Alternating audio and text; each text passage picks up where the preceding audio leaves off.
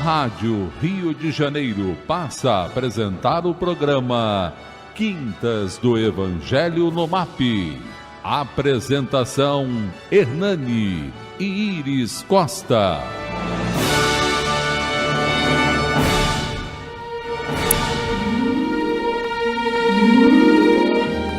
Boa tarde, amigos. Prazer enorme estarmos juntos, mais uma quinta-feira. Hoje programa ao vivo com Iris e Hernani, a dupla básica tradicional, sem participações. Né? Você não veio no programa que a gente falava sobre o matrimônio. O problema é o capitalismo, que me obriga a trabalhar. É o capitalismo? É o capitalismo. Capitalismo selvagem, que me tira. Te tira também de vez em quando. Boa tarde, queridos ouvintes. É um prazer enorme estar aqui com vocês.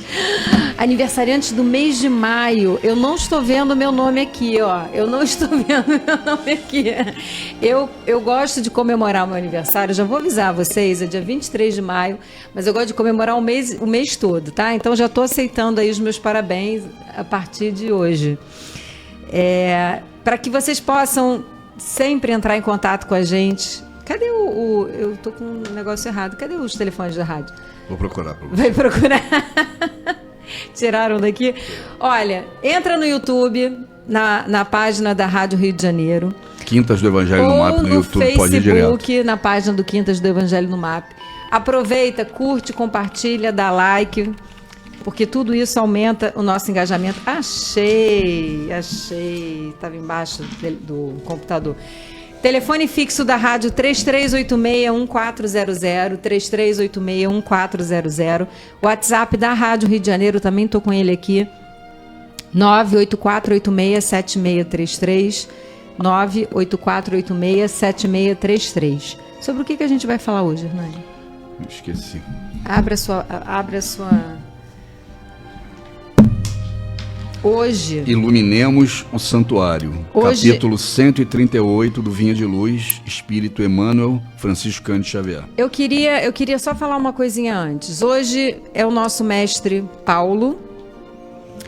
Eu vim no carro assim falando, nossa, eu tô meio cansada de falar de Paulo. Emmanuel podia botar um pouquinho de Jesus aí, né?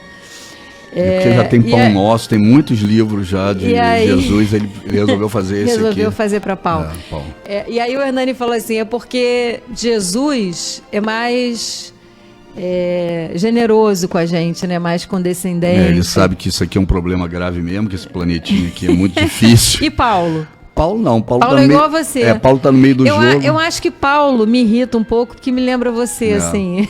Paulo tá no meio do jogo. Esse temperamento austero. E ele acha o seguinte, se eu conseguir mudar, vocês também vão conseguir. É isso? Jesus não, Jesus olha e fala assim, cara, coitado deles, que planeta ruim.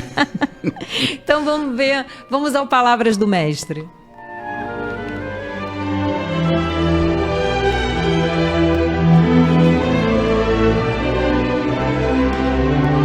Palavras do Mestre. Não se ponham em julgo desigual com descrentes. Pois, o que tem em comum a justiça com a maldade? Ou que comunhão pode ter a luz com as trevas? Que harmonia entre o Cristo e Belial? Que há de comum entre o crente e o descrente? Que acordo há entre o templo de Deus e os ídolos? Pois somos santuário do Deus vivo, como disse Deus. Habitarei com eles e entre eles andarei. Serei o seu Deus, e eles serão o meu povo. Portanto, saiam do meio deles e separem-se, diz o Senhor. Não toquem em coisas impuras, e eu os receberei. E lhes serei pai, e vocês serão meus filhos e minhas filhas, diz o Senhor Todo-Poderoso. E aí, Hernani?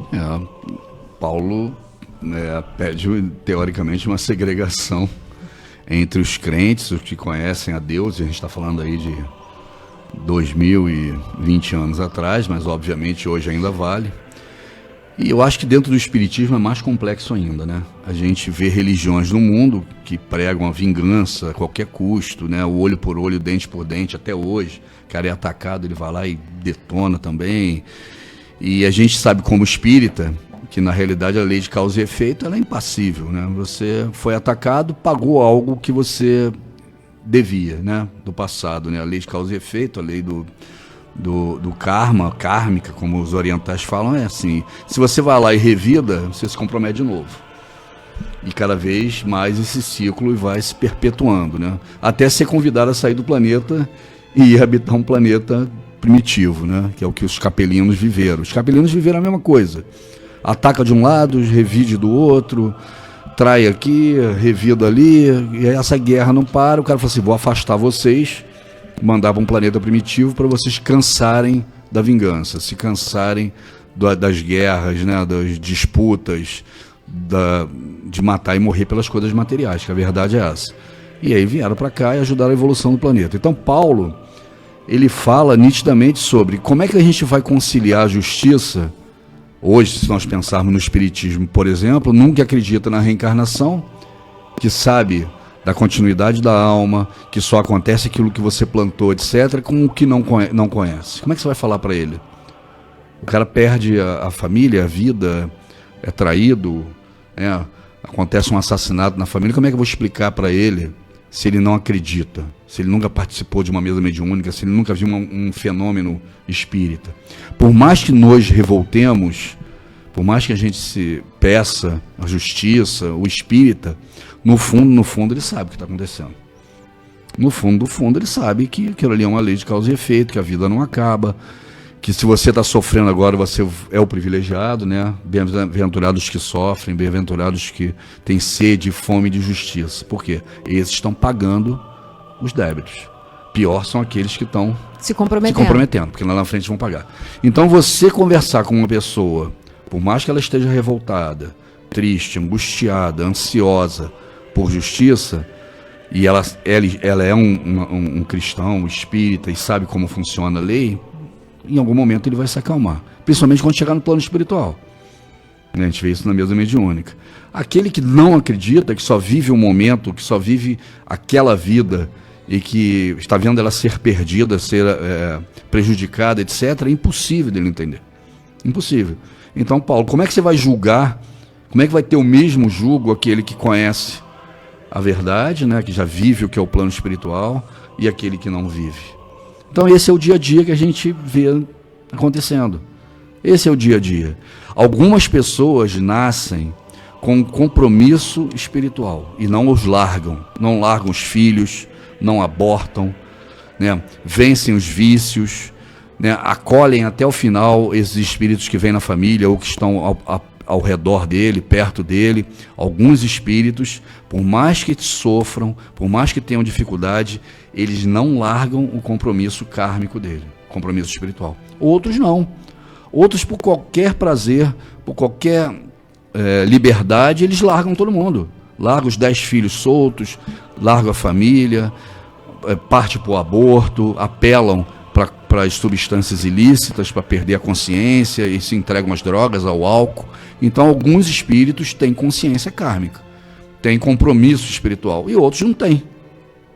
Isso é inerente a quê? Maturidade espiritual. Quantas vezes você já encarnou, as experiências que você já passou, aquilo que você aprendeu dentro da tua doutrina. E se você se torna cristão, aumenta o leque, porque você começa a compreender que fora da caridade, fora do amor, não há salvação, não há evolução na realidade. Fora do amor não há evolução. Você não consegue mudar, você não consegue atingir esferas maiores, esferas superiores. Não consegue ter paz. Se droga, né? Se alcooliza, se entrega ao sexo, abandona todo mundo, pega o teu dinheiro, vai viver a sua liberdade e continua sem pacificação, porque está sem amor no coração. Então, ser cristão é se diferenciar do resto, porque você começa a saborear o que o espírito vive, e aqui dentro desse corpo, por mais que vocês ainda não vivam isso, e eu também, toda a plenitude, tem um espírito, e é esse espírito que está ou em paz ou atormentado, não é o corpo físico que leva, é o contrário. O espírito traz essa paz, né? Ou a agonia, a ansiedade, a depressão. Então, Paulo fala perfeitamente, já naquela ocasião, sem falar da reencarnação, e explicitamente sobre o que é a vida espiritual, mas ele fala sobre a vida após a morte, sobre o que Cristo falou dessa evolução, e ele é um espírito muito tarimbado, ele não foi escolhido à toa, tanto que ele se perde no início do caminho, né? Criando um monte de problema para os cristãos, perseguindo, criando um primeiro martírio cristão, né? Estevão, mas Jesus vai resgatá-lo pessoalmente. Quem de nós Jesus foi resgatar pessoalmente? Ninguém. Só Paulo, porque ele era muito importante, ele sabia quem era Paulo.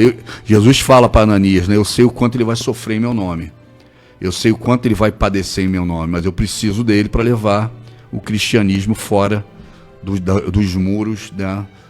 do povo judaico. Então ele vai ser o profeta, né? Dos gentios, e é o que acontece. Então Paulo, ele tinha tarimba, tinha conhecimento espiritual e tinha principalmente o compromisso kármico. Ele tinha um compromisso espiritual com o cristianismo e mudou a história do cristianismo no mundo graças a isso, apesar de ser duro, apesar de não ser comparável a Jesus, nem de longe, nem ele, nem nenhum dos discípulos. Talvez João Evangelista, que se aproxime mais, depois Francisco de Assis, esses vêm, que provavelmente é o mesmo espírito, né? Chico Xavier, esses espíritos vêm com essa capacidade de amar, de tolerar, mas Paulo não tinha essa característica. Era um cara muito inteligente, preparado, mas cobrava. Estava ali para cobrar. E a gente vê, né, hoje em dia, dentro das igrejas evangélicas, ou das pessoas mais radicais dentro do cristianismo, como eles adoram citar Paulo, né? Principalmente em relação às mulheres, né? É divertido, mas é assim, né? A cabeça de Paulo era assim. Só porque você não estava aqui semana passada, eu não né? estava, mas eu me divirto. Vamos lá, meus irmãos, olha, tem uma frase no início dessa mensagem que me chamou muito a atenção e eu queria discutir isso aqui com vocês. Ele fala assim, olha, não se ponham em julgo desigual com os descrentes. Vamos analisar essa frase? Não se ponham, ou seja, não vamos nos colocar em julgo desigual com os descrentes. Por que o nosso julgo em relação é desigual em relação aos descrentes? Porque muito mais será cobrado de quem mais souber. E se você se associa, por isso que o nome desse capítulo, olha que interessante, é assim, o problema da associação com os descrentes. Se você se associa com os descrentes, e aí vamos falar assim com os ímpios, vamos falar com quem está muito mais ligado às paixões humana, com quem está defendendo mais as paixões, as sensações do que a espiritualidade, se você faz essa associação, eles que ainda estão na infantilidade da maturidade espiritual, que ainda acha que o amor livre, que o sexo livre, que uma série de coisas... O aborto, as drogas, que tudo isso está tudo bem. Eles podem estar vivendo um momento de imaturidade espiritual. Não estou falando isso no sentido de falta de evolução espiritual. É outra coisa. A pessoa pode ter evoluído a generosidade, a abnegação. Estou falando da maturidade. Caridade. Pode ter evoluído a caridade. O amparo social. Sim, sim. A gente confunde muito vícios e virtudes com evolução. Não. O que vai definir a tua evolução é se você tem mais virtudes do que vícios. Mas o espírito encarnado, ele não está... Nenhum que está aqui não é espírito puro, ele não está livre dos vícios. Então, às vezes, né... Quando a gente fala desses excessos de todos os matizes, você pode ter espíritos ali que já desenvolveram muitas coisas boas, mas ainda estão apegados a pontos que atrasam imensamente a evolução espiritual dele, a ponto de arrastar ele para um planeta primitivo, por conta da necessidade do gozo e das sensações. Então, quando Paulo vem e diz assim, olha, cuidado com essa associação... Porque se ele pode não ter entendido, e ele é criança espiritual, ele está na imaturidade desse pensamento, mas como você não é, como você não está, a sua cobrança vai ser desigual em relação a dele. Por que você vai se colocar nessa posição? Por que você que já tem o conhecimento, não se dobra e não se esforça para verdadeiramente, né, fazer aquilo que você tem que fazer. Dobrar os seus vícios e consolidar as suas virtudes. É isso que Paulo está falando. Então, Paulo, quando ele vem aqui, aí ele é mais severo, pregando a segregação, que ele está dizendo aqui de convívio. Ele não está falando no sentido, porque ele pregava a caridade, pregava para você ir até o gentio, pregava para você socorrer. Mas o convívio que ele acha difícil. Ele está falando do convívio que vai levar a você a cometer os erros. Se você está seguro que você não vai cometer os erros, eu posso entrar num lugar, né, onde está todo mundo se drogando e eu não me drogo. Eu sou uma pessoa que estou acima dessa, vou estar ali, muito pelo contrário, em oração, vou estar ali mantendo a minha vibração, porque ainda tem isso. Às vezes você entra num lugar que os espíritos desencarnados que estão ali naquele lugar... estão tão poderosos, estão tão fortes ali, né? E você acaba que a tua energia é sugada, vampirizada. E você sai dali doente, você sai dali exausto, né? Você entra naquele... Você, sem usar o entorpecente, você sai dali entorpecido, né? Por aquelas associações. Então... O meio é tão forte que você não suporta. É preciso que a gente entenda que determinados lugares a gente vai para socorrer. E aí é louvável, mas se não for para isso, a gente precisa começar realmente a fazer escolhas. Não, tem meios que são tão fortes que o plano espiritual impede, né? Você lembra do Memórias do Suicida? Sim! Impedia. Não, você não pode ir. Não pode ir. Se você for, você vai levar ao suicídio, você vai trazer pelos vínculos espirituais. Muito boa então, essa lembrança. Então o plano espiritual está de olho nisso. Tem coisas que é irresistível. Uma pessoa que você gostava muito, que suicidou, que você ficava chamando ela todo dia, e ele deixa ela do teu lado, vai te trazer a sensação. Sim, sim, isso é muito importante. Porque às vezes você é levado. Você é levado por essa energia, por essa força. Iris, mas eu não tenho meu livre-arbítrio? Tem. Eu não tenho um peso, uma responsabilidade? Tem, mas a responsabilidade e o peso, ela também é calculada de acordo com a tua capacidade também de resistir. Então, a espiritualidade para tudo. Você, quando vai a um julgamento, por exemplo, de um crime, você tem o atenuante, você tem o agravante, não é? Então, assim, se a pessoa não premeditou, é atenuante. Se a pessoa premeditou, é um agravante. Assim como nos nossos débitos, se você foi arrastado pela fraqueza, se você não tinha intenção, se você não cometeu, você foi levado, se você foi induzido, se você foi enganado, tudo isso está valendo também na sua evolução. Então, quando Paulo diz aqui, não se ponha em julgo, olha, cuidado com as suas associações. Porque é louvável que você seja amigo de todo mundo, que você tenha, né, não entre em conflitos, mas em alguns momentos você precisa ser o conciliador. Em alguns momentos, você que tem o conhecimento do Evangelho, você que tem o conhecimento de Jesus, tem que ser aquele que vai dar a palavra, que vai dar a sua opinião. Sim, sim ou não. E aí eu vejo pessoas que falam assim, eu nem falo sobre esse assunto porque eu não quero me indispor. Não querer se indispor é muito fácil. E muitas pessoas indiferentes, né, que tinham sido convidadas a encarnar justamente para fazer um movimento, né, de socorro, de ajuda no plano espiritual, vem e não quer se indispor e acaba indiferente e é menos uma força ativa no bem. Então, como nós somos cobrados pelo bem que deixamos de fazer, a gente vai ser cobrado do mesmo jeito. Tudo isso está no Evangelho.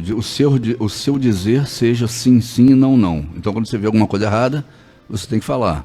E quando está a coisa certa, você tem que incentivar. Você não pode se abstrair aqui pelo conhecimento que você tem e o relacionamento. E outra coisa que é interessante, nas 3 tentações de Jesus, uma delas é nitidamente referente a isso. Porque ele diz, né? Você sabe que os anjos vão tirar as pedras para que você não tropece e vão lhe acolher se você caia. O que Jesus fala para ele? Mas também está escrito, não tentarás o Senhor teu Deus, porque um meio pode ser tão grave, tão complicado, inclusive para mim, que eu posso falhar. Muito pode boa acontecer. Essa colocação. Então Jesus, ele estava ali o tempo, se joga do alto do pináculo.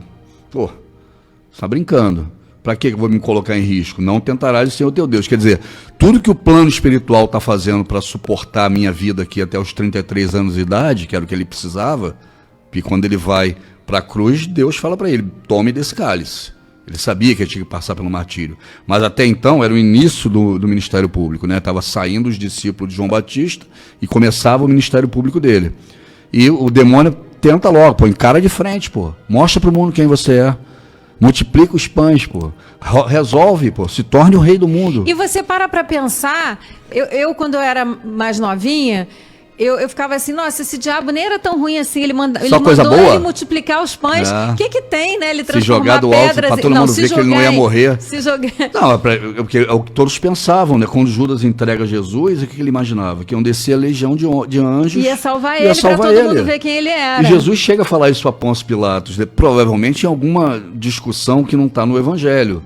Porque ele fala, se eu fosse o rei daqui... Se você parar para pensar, isso acontece com médiuns. Que às vezes querem fazer um show de apresentação para mostrar que vieram. Que tem a mediunidade. Que tem mediunidade e acaba destruindo a mediunidade que era verdadeira. Né? Porque o plano espiritual tem um limite dele, né? A gente vê, eu vejo muito Paulo Frutuoso, né? E lembro bem daquelas materializações que tinham lá no Frei Luís. Eu nunca fui ligado ao fenômeno, mas a gente era convidado, né? E eu postergava, nunca fui. E eu sei que tinha um médium lá poderosíssimo, que era o Arruda, a história inteira eu conheço, só não frequentava. O Valmir gostava muito, o Ivan, então a gente sabia disso. Então, o plano espiritual ele sempre trabalhou com a capacidade que tinha na ocasião de um médium ostensivo para fazer coisas maravilhosas, que agora não tem. E aí, acabaram. E aí as reuniões foram suspensas. Foram suspensas. Então, o plano espiritual ele depende da gente também, depende de circunstâncias aqui para que as coisas aconteçam. Então, Deus proteger Jesus é ensinar ele o que ele tem que fazer. E não deixar ele cair do alto do pináculo. Que ele poderia, mas imagina se acontece o pior. O custo disso, né? Na espiritualidade, de tudo. É isso que a gente tem que entender, entendeu? O controle do plano espiritual superior é muito nítido no plano espiritual. Na micro, né? E aí, quando você fala que ainda que eu ande pelo vale das sombras, Deus vai estar comigo, ele vai. Mas se você for obrigado a caminhar pelo Vale das Sombras, não se você entrar no Vale das Sombras porque você quer assistir um show. Se colocar em risco. Não se colocar em risco. Por isso é que é livre-te dos males, livre-te dos ares, que te livrarei dos males. Então, é importante que a gente trabalhe ativamente no bem. Uma coisa muito interessante que essa passagem aqui traz pra gente é que a gente fica pensando assim, em todas as questões polêmicas da vida, da sociedade, do mundo. Não estou falando de Brasil, estou falando do mundo. Todas as questões polêmicas das injustiças, você pega assim, do racismo, tudo isso. Quem me garante que hoje, uma pessoa que sofre o racismo, né, ela não foi ontem o racista, o dono de escravos ou o contrabandista de escravos. Provavelmente. Então, quando você conhece o espiritismo, gente, muda tudo. Muda tudo. Peraí, muda tudo. Nós começamos a entender que a nossa responsabilidade evolutiva, ela existe como unidade, como planeta, mas a nossa responsabilidade individual, ninguém tira. Conta muito. Ela conta demais. Então, onde está a dívida, estará o cobrador. Mas justamente essas pessoas vêm nessa condição para combater o racismo, para viver ele na pele. Você vê nitidamente, João Batista, o cara foi decapitado. Sim. Que era Elias. E aí você consegue entender, né, toda essa energia que ela tem. E ele não mudou a história do cristianismo de alguma forma? João Batista fez muito pelo cristianismo. Muito. Anunciou Jesus, primeiros discípulos. Dos nascidos de mulher não tinha ninguém maior do que ele aqui. Dos conhecidos do Evangelho, os maiores conhecidos, mais falados, é João Batista. João Batista, Paulo. Não sai daí que a gente já volta.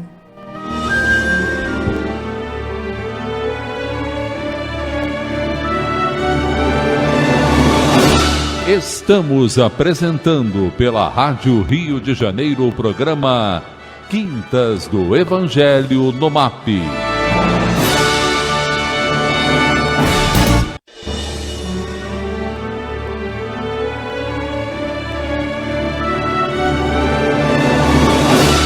Voltamos a apresentar o programa Quintas do Evangelho no MAP.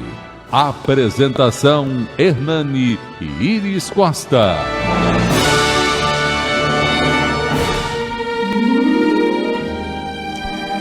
Boa tarde, queridos ouvintes. Muito obrigado por ter continuado conosco. Para quem está chegando agora, a gente está falando sobre uma passagem de Paulo que ele nos adverte: cuidado com as associações. Não se coloque em exposição com os descrentes. Por quê? Porque às vezes a gente se coloca num meio difícil e a gente acaba sendo levado a falir ou a falhar. Então, por mais que o Espírito ele seja, né, quem vai definir a sua evolução, a sua queda, o meio ele é muito poderoso, né? O meio ainda exerce uma influência muito grande. Primeiro, pelas tentações que envolve, pela energia no entorno. Então, Paulo ele vem trazer esse ensinamento para a gente. Mas eu queria muito que quem estiver ouvindo no rádio, dá um pulinho lá no YouTube, se puder, e dá um like para a gente, dá um pulinho no Facebook, curte, compartilha os vídeos, porque isso tudo é importante, né, para a gente poder aumentar o engajamento e para que mais pessoas possam, porque às vezes alguém que precisa, né, vai acabar ouvindo o que a gente está divulgando hoje. Eu queria mandar um abraço enorme para Sônia Regina do Rio Comprido. Boa tarde, casal 20, paz e bem, amo muito vocês e o programa de vocês. Jesus abençoe sempre. Beto Orlando, um abração em vocês aí no Quintas do Evangelho. Iris Hernani Costa.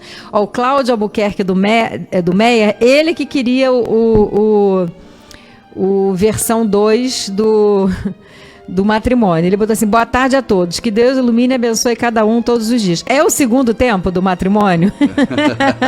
Bem-vindo de volta, caro Hernani. Não vai ser, porque a gente segue a programação, mas a gente vai ficar devendo essa para você. Ditinha Araújo, boa tarde, primos lindos, estou na escuta, amando o programa, como sempre maravilhoso, gratidão, paz e luz. Já dei o like e compartilhei também, que bom. Muito boa tarde a todos, que estejam na paz de Deus e do Mestre Jesus. A sociedade brasileira é uma sociedade com valores predominantemente racista. Os apresentadores que expressando um racismo que entristece quem só. Sim, claro. Não é a sociedade brasileira só, não. Se você olhar o mundo, né? E não é só racista, é xenofóbico, a gente tem misógino. Isso tudo é realidade. O que a gente está em questão aqui são as questões individuais. É que depois que você conhece o Espiritismo, né? Depois que a gente entende o Espiritismo na sua essência, a gente começa a entender a nossa parcela individual dentro dessa responsabilidade. A nossa parcela individual dentro de tudo, até mesmo na hora que a gente aponta o dedo, porque ontem eu fui a pessoa que apontou o dedo. Por isso que Jesus ele dizia o tempo inteiro, né, que a gente precisava perdoar, que a gente precisava amar os inimigos. Por quê? Porque aquilo que mais nos agride pessoalmente, né, no nosso coração, aquilo que mais nos agride é justamente, normalmente, aquilo que a gente mais precisa desenvolver e resolver. O que é difícil de entender, quando a gente fala desses temas de misoginia, feminicídios, né, racismo, é igual a um assassinato. Você foi um assassino na encarnação passada. E aí você vem nessa encarnação sem nenhum interesse em assassinar. Mas você já foi um assassino. Mas quando você vê um assassino nessa encarnação, você deseja alguma coisa para que ele pague por aquilo. Se você desejar algo muito forte contra ele, e você já foi um assassino na encarnação passada, o que você está desejando para você? Aquilo que você está desejando a ele. Eu só vou perdoá-lo se ele sofrer tal coisa. Só que eu também fui um assassino, eu não lembro. O que eu estou dizendo para mim? Eu só vou me perdoar quando eu passar por aquilo. Esse é o problema do jugo. E quando a gente está falando do racismo, é a mesma coisa. Eu estou sofrendo do racismo aqui. Tenho que combater, sou contra, estou vendo na pele como é isso. Aprendeu a primeira lição. A segunda é, o que eu quero que aconteça com o racista? Eu quero que ele morra? Se você está falando isso, se você foi racista na encarnação passada, o que você está dizendo para você? Cuidado com a medida com que você mede o outro. Isso é o espiritismo básico, clássico. Isso é a lei do karma oriental. Com a mesma medida que você julga o outro, se você cometeu aquele crime, se você estava envolvido naquilo, você também vai ser julgado por você mesmo. Independente que aparentemente você não saiba disso ou você não esteja vivendo essa condição. Então, Divaldo fala muito nisso. Joana de Ângeles, ela veio justamente para cobrir essa lacuna que não era muito explícita nas obras do Chico, que é o auto-perdão. Como funciona esse auto-perdão? Primeiro você tem que perdoar o outro, você tem que aprender com as circunstâncias, aprender como funciona. Ah, é simples? Não.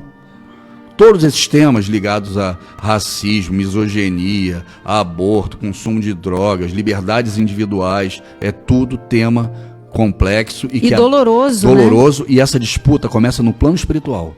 Alguns espíritos já nascem combatendo, outros não. Para você ficar isento no meio disso, ou tentar uma isenção, você tem que ler e trabalhar em cima da doutrina, é livro dos espíritos.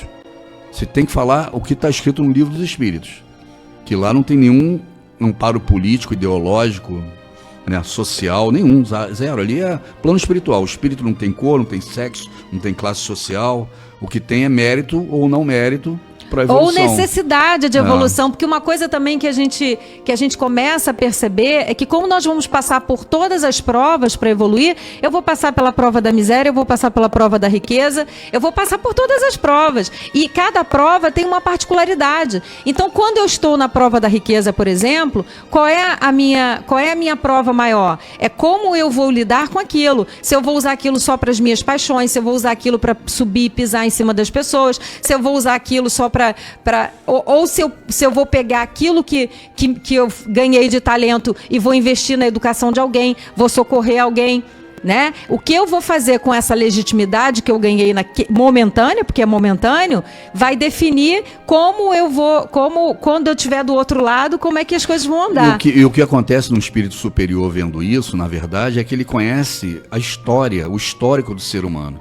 Né, o garoto, o mancebo rico, quando ele vai conversar com Jesus não conhecia os detalhes dele. Não sabia, ele sabia que ele tinha dinheiro e que ele estava querendo segui-lo, que ele fazia uma série de caridades. Mas Jesus já olha e sabe que ele não vai seguir.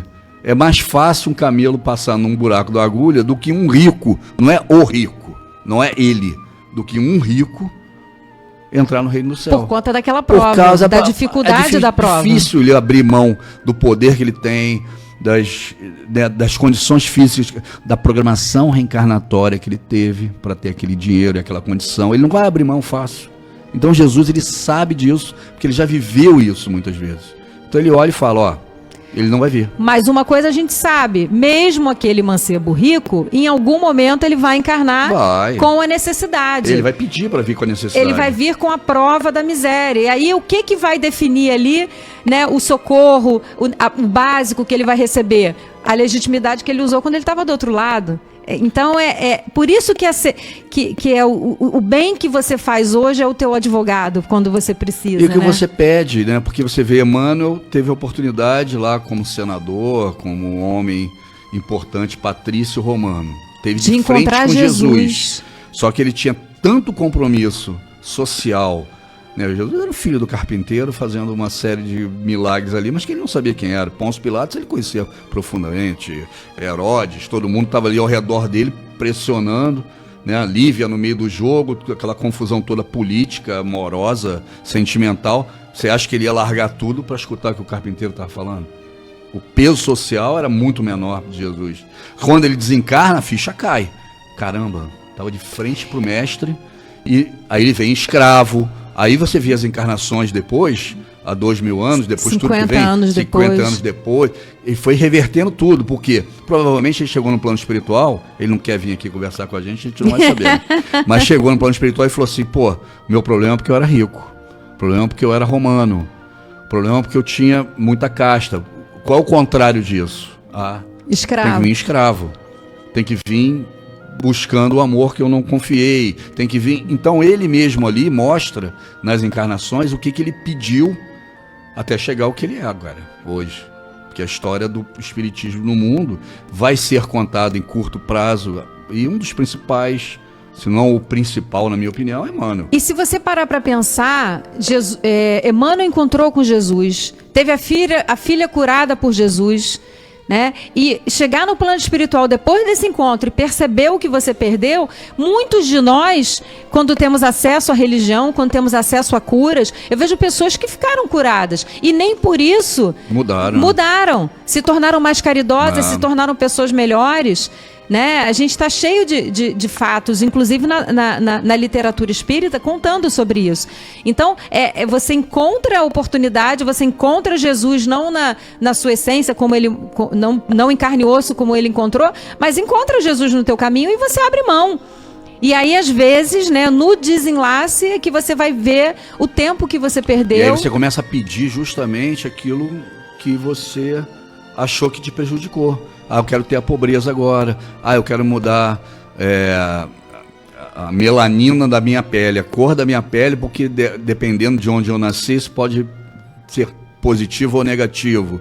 Ah, minha condição social. Ah, eu quero nascer nessas condições desses espíritos que eu maltratava, que eu perseguia.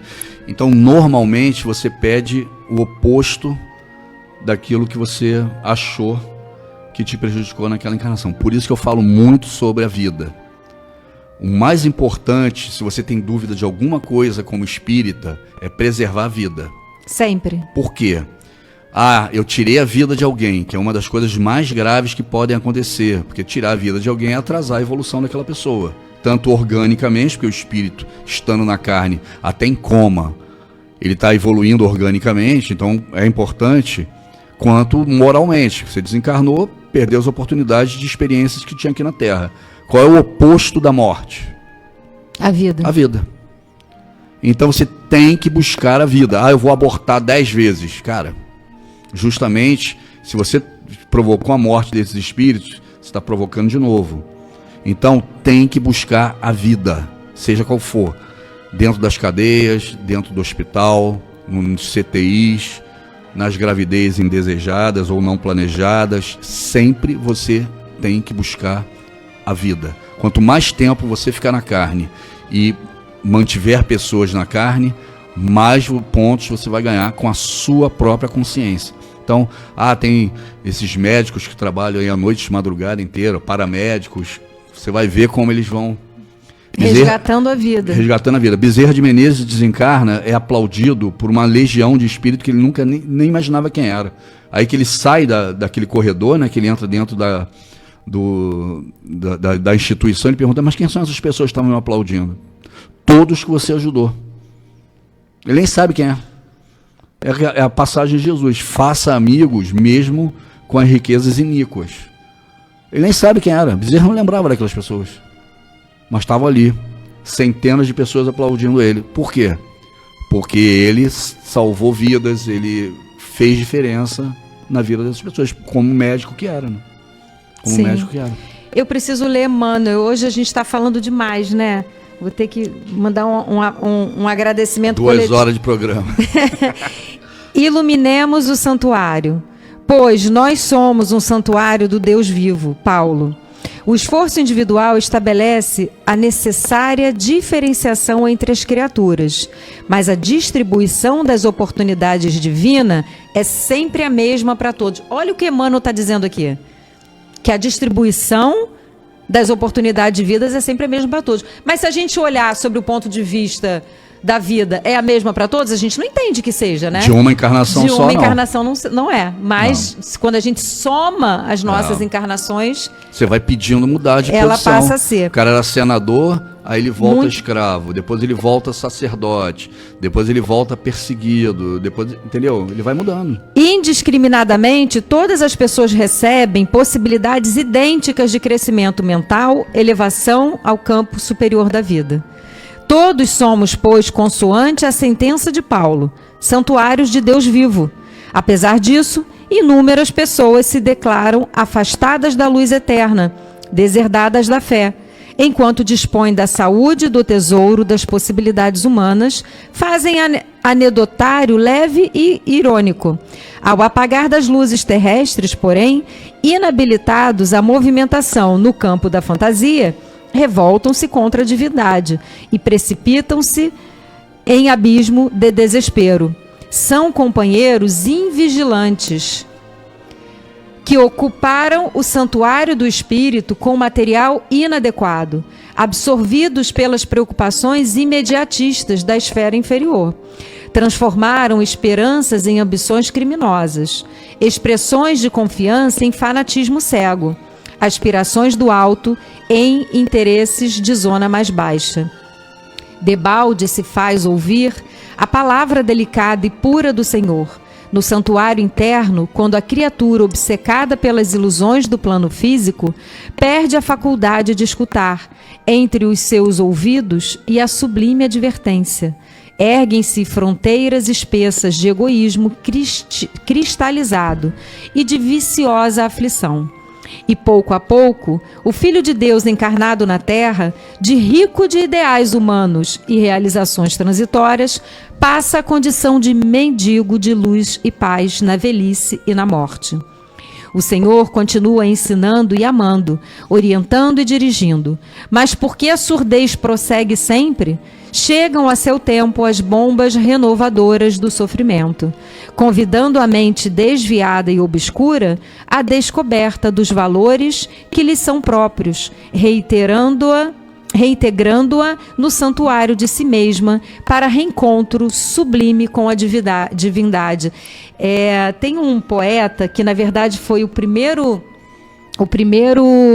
presidente de Angola. Ele lutou muito pela libertação angolana, que é Agostinho Neto, que eu adoro.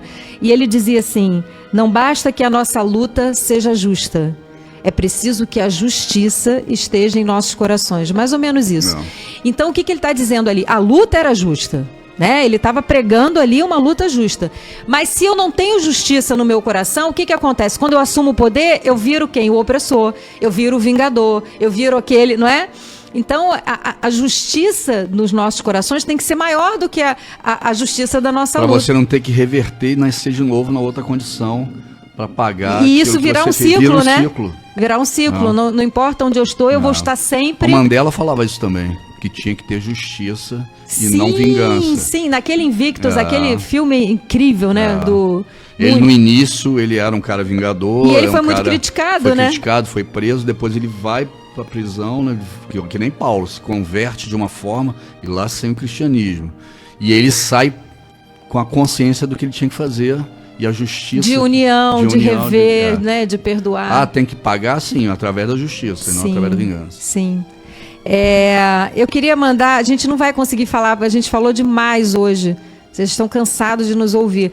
Mas eu queria mandar um abraço para Vera Lúcia Leite, que mandou um boa tarde logo no início. Ela estava esperando ainda o programa. O Beto Orlando mandou aqui, mandou lá. Vladimir Gonçalves mandou um boa tarde. Tânia Regina, boa tarde, casal amigo. Muito bom estar com vocês. Me mandou um monte de girassol. Eu amo girassol.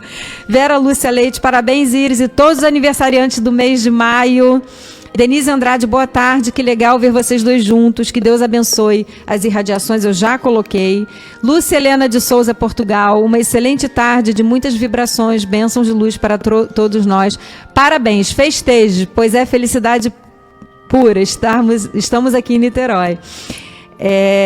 Paulo Sérgio Amaral, boa tarde, casal fraterno. Nosso santuário aqui em meu lar sempre está iluminado na sintonia fina através da Rádio da Fraternidade e principalmente nas quintas-feiras com vocês, só agradecer. Ai, meu Deus, que lindo.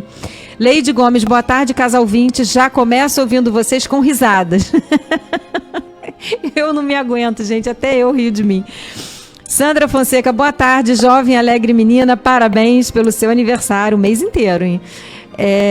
Mês de maio, saúde, fé, prosperidade, obrigado, querida. Carmen Rocha mandou um boa tarde, abraços fraternos para Iris e Hernani.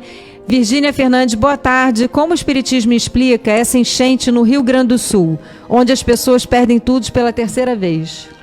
Olha, a minha visão, né, que ia acontecer enchente lá, que essas catástrofes naturais, não é intervenção divina, isso é o planeta Terra, né? Você mexe na temperatura do planeta, se regenerando, e são circunstâncias que acontecem mais forte em alguns lugares do mundo, menos em outros, né? E a gente agrava, né, com aquecimento ou não, se é que isso existe. Mas isso é história do planeta, história da evolução. Agora, quem nasce naquele lugar, naquele não momento, sai de lá, mora naquela casa, situação, e o plano espiritual sabe que vai acontecer, e ele passa por aquela situação, é a programação compromisso, dele, né? O compromisso dele. É o mesmo que a seca do Nordeste, né? É a mesma que eu sair daqui, passar ali no meio da comunidade e a bala perdida pegar em mim. É a mesma. Por quê? A bala estava ali passando, eu me coloco na posição, Bala perdida tem endereço certo. Endereço certo.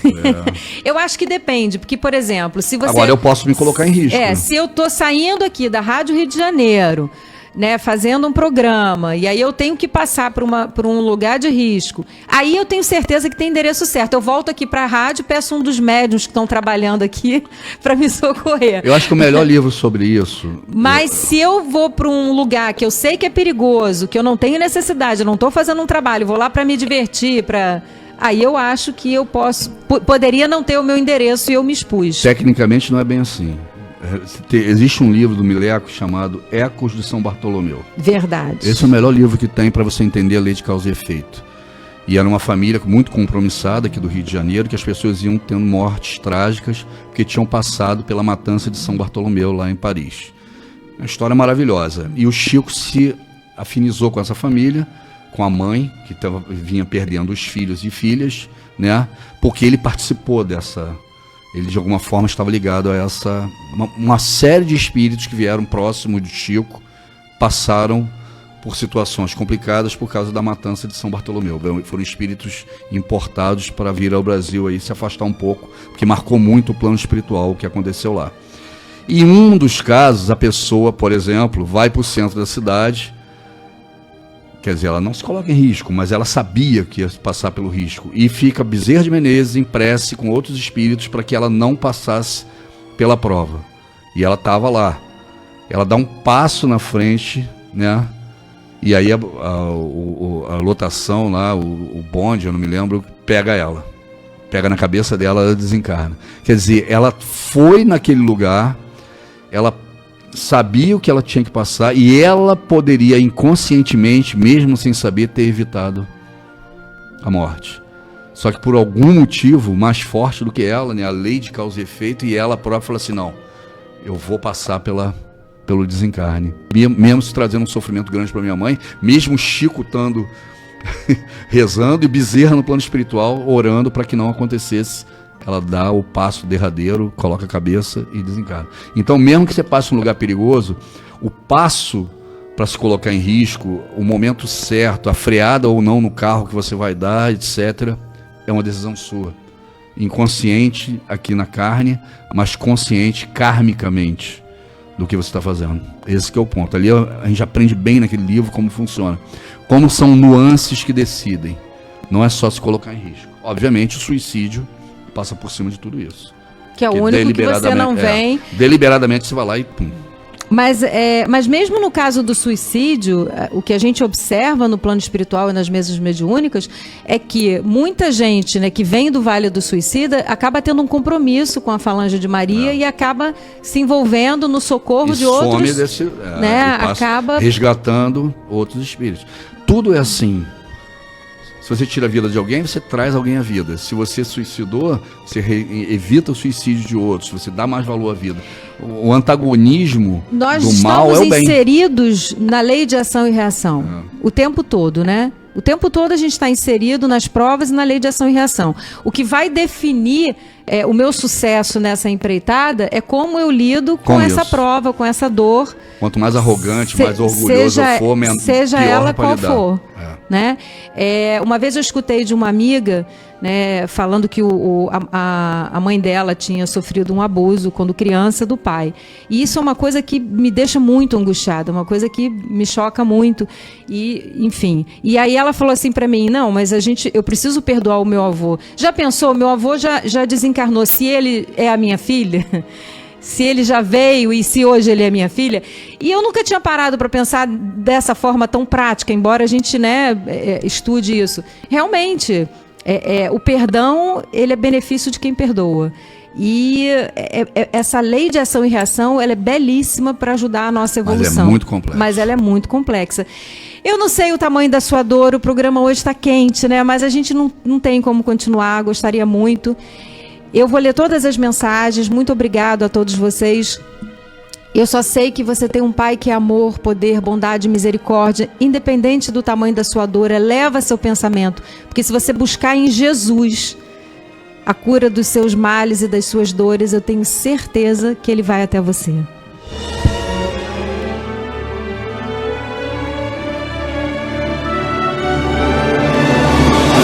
A Rádio Rio de Janeiro apresentou o programa Quintas do Evangelho no MAP.